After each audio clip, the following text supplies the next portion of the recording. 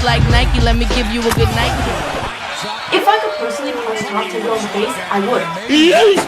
He's just an annoying, stupid motherfucker. What's up, YouTube? It's Niky back with another video from Steph's Corner. Now, before you watch this video, I just want to say I hope you're not a Timberwolves fan. And if you are, that's okay, because we can cry together.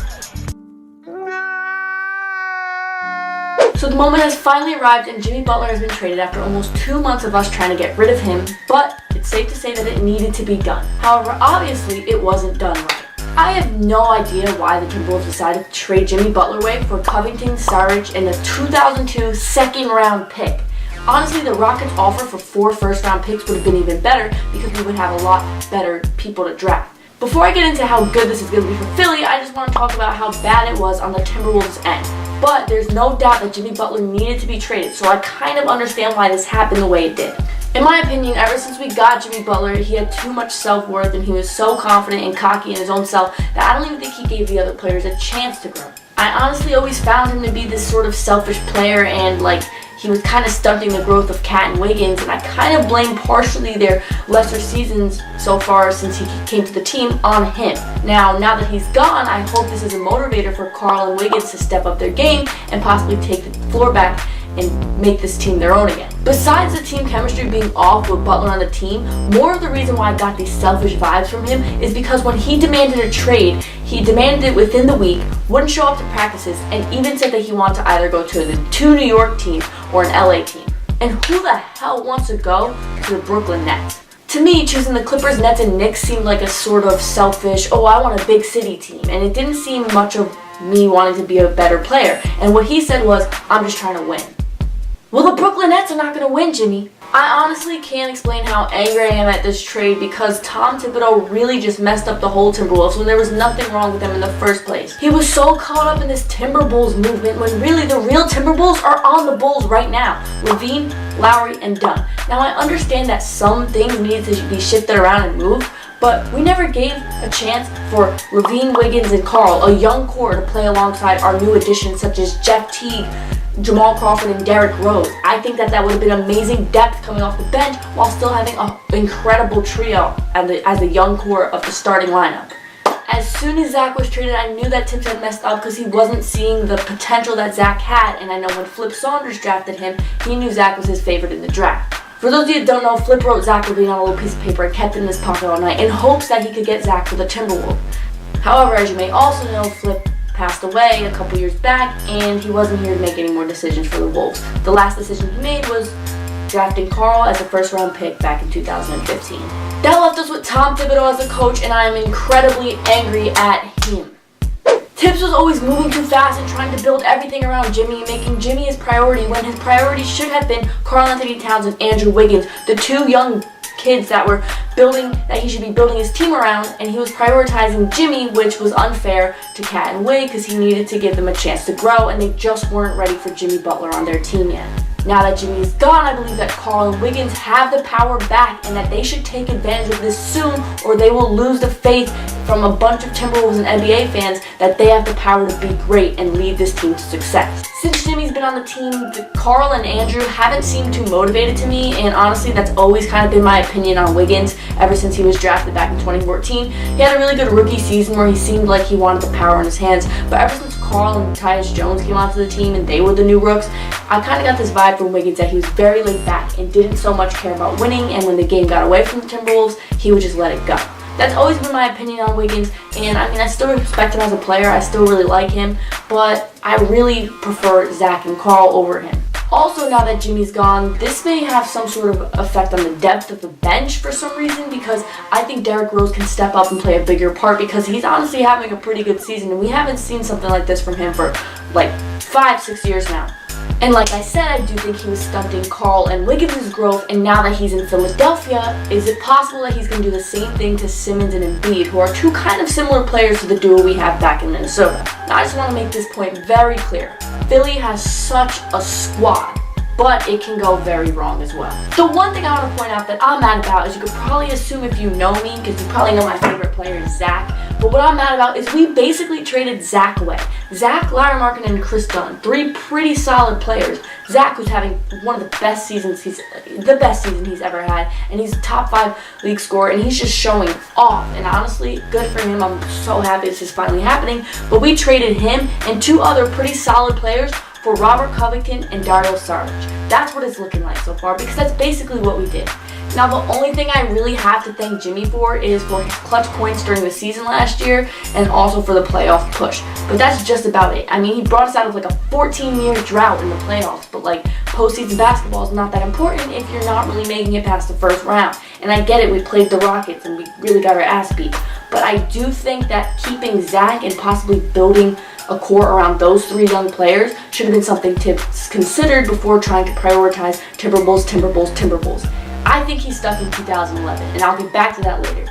Now, I hate to keep mentioning Zach, but I do think if he would have never traded them in the first place and kept the first couple trades and gave Zach and Crawford, who are really good friends and have great chemistry together, a chance to play together and rotate and utilize Zach, Crawford, Teague, and D. Rose as the guards, I think that we could have filled a lot of what Jimmy Butler brought to the team, maybe besides the defensive aspect.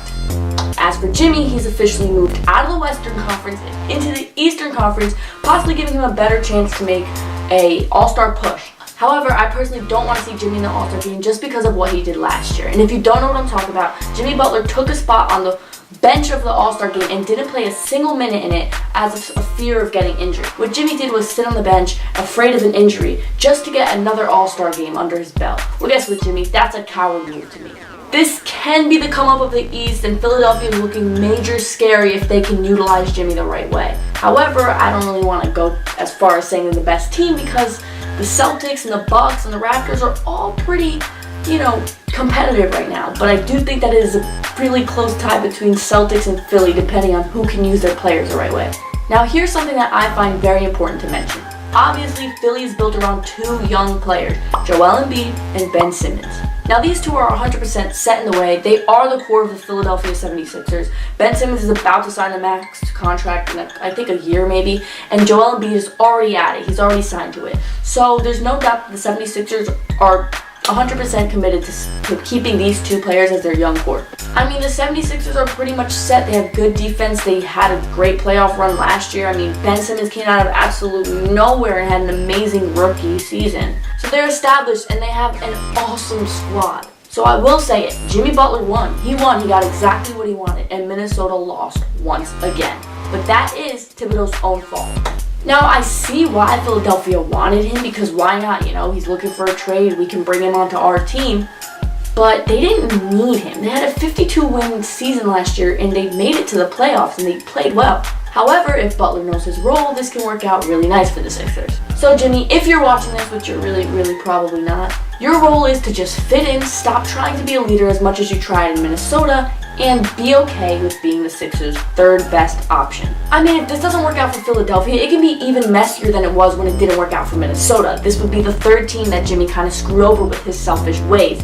And then no one's going to really want him. They'll sign him off of free agency, but this will be the absolute last time he gets what he wants, when he demands a team and a certain amount of money. This will be the last time a team respects him as the player that he is. So is Jimmy Butler capable of taking a step back and leaving it in the power of Embiid and Simmons and everyone that's already established on the team? I even really like Redick, and I don't know what this means for Redick, being that he's a shooting guard. I personally love JJ Redick. I was a huge fan of him when he was on the Clippers a couple years back, and I honestly think JJ Redick's a really talented shooter. I'm not really sure, but we'll see.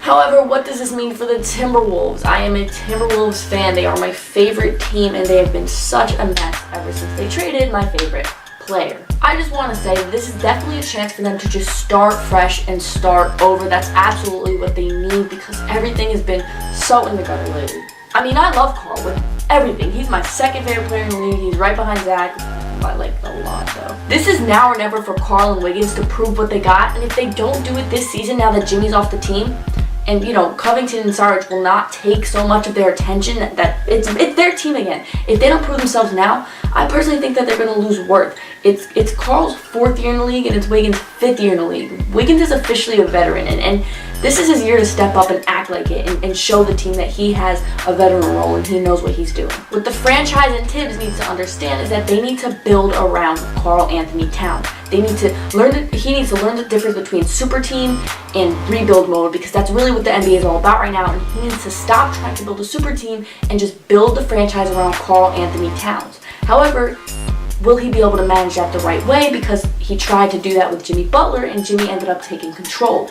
So it makes me question whether or not Wiggins and Towns, the two people he should be building around, can even handle something with more superstars coming to the team. Karl's currently averaging 19.9 points per game, which is his worst yet. So I hope the team will become slightly less embarrassing. Now, as I mentioned before, Tom Thibodeau is stuck in 2011, and he needs a more modern approach to going about rebuilding this team. Like I said, he's having trouble finding the balance between super team and rebuild mode, when he needs to just simply let go of the Timberwolves and the Bulls and the coach that he was back in 2011 and just say, I'm starting fresh with this team, and Karl and Wiggins, what I was given, they are my priority. Being that Tibbs is so stuck in his style and doing things the way he wants to do them, I think that Sarge can actually make Tibbs happier than Bjelica is, and I think he'll fit maybe Tibbs' coaching and playing style a lot better than Bjelica was when he was trying to use him. He's definitely a better fit on the Timberwolves than he was in Philadelphia. Now, if Cat works on his defense, the post can be very scary with Towns and Sarge right there in the middle. I mean, it's safe to say that the Timberwolves are not Timber pups anymore. They are full, they are grown, they are in the league, they're established. They definitely it's time for them to finally up their defense. They are the worst defensive team. I think they're tied for last place as the worst defensive team rating in the league. Now, whether or not that's entirely Karl's fault is up for debate, because Wiggins kind of does it too, and he's very laid back on defense. And these are two players that have all the potential in the world to be the greatest offensive players. And honestly, Karl has a lot of potential as a defensive player as well. Throwing Covington in this mix could possibly help, because he is a very good defensive player, and I think they're not really losing much value from trading away Jimmy Butler and getting Covington in return defensive-wise. Now, if Tibbs finally learns how to play his cards right, then they can possibly go from one of the worst defensive teams in the league to one of the best defensive teams in the league and one of the best teams at floor spacing with these two new players in the mix. Now, obviously, it's easy to say that Jimmy has to make a major mindset change to work with Philadelphia, and Tibbs has to make a major mindset change to make Minnesota work. So are these two people who are so stuck in their ways able to make these changes on such short notice? Can Tibbs just turn around and say, I need a new approach at coaching? And can Jimmy Butler turn around and say, hey, you know what, it's not all about me for once? And what does this mean for Karl Anthony Towns? Can he regain the persona and the opinion of NBA fans that he's a good player to build a team around? So obviously you guys know my opinion on who should have been traded and who shouldn't have been traded, and how much I absolutely hate Tom Thibodeau at the moment. But I really want to know what your thoughts are down in the comments below. Do you think that the Timberwolves won? Do you think Jimmy Butler won? Do you think that he's going to work with the Sixers? Anything that your thoughts are about this trade or about anything going on with the Timberwolves and Sixers, let me know your thoughts down in the comments below. If you want to see more videos like this and anything NBA related, just hit that subscribe button. And if you want to get my post notifications, hit the bell button so that you're notified every time I upload a new video. If you want to see more videos like this and anything NBA related, just hit that subscribe button. And if you want to get my post notifications, hit the bell button so that you're notified every time I upload a new video. Thank you for watching. Niky out. Nigga, get your ass checked like a fucking Nike.